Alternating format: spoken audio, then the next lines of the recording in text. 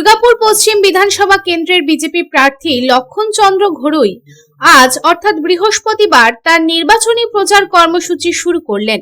প্রচারের সূচনাতেই তিনি এলাকার মানুষের সঙ্গে সরাসরি যোগাযোগ স্থাপনের উপরেও জোর দেন। দুর্গাপুর পৌর নিগমের 38 নম্বর ওয়ার্ডের অন্তর্গত অঙ্গদপুর এলাকায় জনসংযোগ কর্মসূচিতে অংশগ্রহণ করেন। তার সঙ্গে সঙ্গে দুর্গাপুর পশ্চিম 2 নম্বর মণ্ডলের একটি কার্যালয়ের উদ্বোধন করেন রাজ্যসভার সাংসদ রাহুল সিনহা। লক্ষণ ঘড়ুই এলাকার স্থানীয় বাসিন্দাদের সঙ্গে কথা বলেন, তাদের সমস্যার কথা মন দিয়ে শোনেন এবং সমাধানের আশ্বাস দেন। জনসংযোগের সময় তার সঙ্গে উপস্থিত ছিলেন দলের স্থানীয় নেতৃত্ব ও কর্মীরা। কর্মী সমর্থকদের উচ্ছ্বাস এবং সাধারণ মানুষের স্বতঃস্ফূর্ত অংশগ্রহণে এদিনের এই প্রচার কর্মসূচি প্রাণবন্ত হয়ে ওঠে।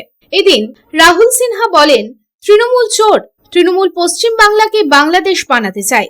তৃণমূল কংগ্রেস পুরনো এমএলএদের টিকিট দিলেও হারবে আর নতুন প্রার্থীদের টিকিট দিলেও হারবে, কারণ লোক প্রার্থী দেখে ভোট দেবে না। তৃণমূলের ক্ষেত্রে লোক ভোট দেবে চোর আর সাধু দেখে। বিজেপি সাধু, তৃণমূল চোর।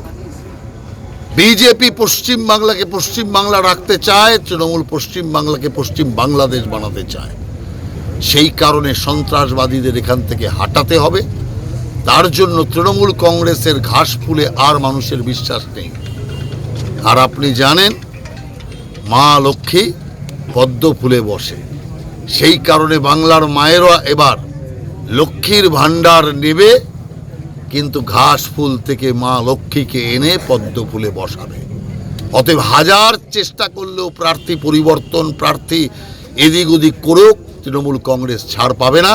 কারণ মানুষ এবার ঠিক করে নিয়েছে মমতা ব্যানার্জির শাসনের অবসান হোক, এই অপশাসনকে বাংলা থেকে মুক্ত করুক।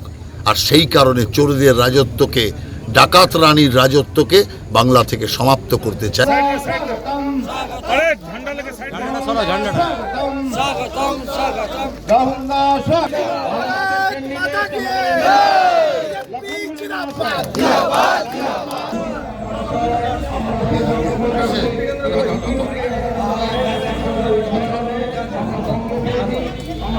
भारत माता की भारत माता की আর বসু তো একটা বলা গেল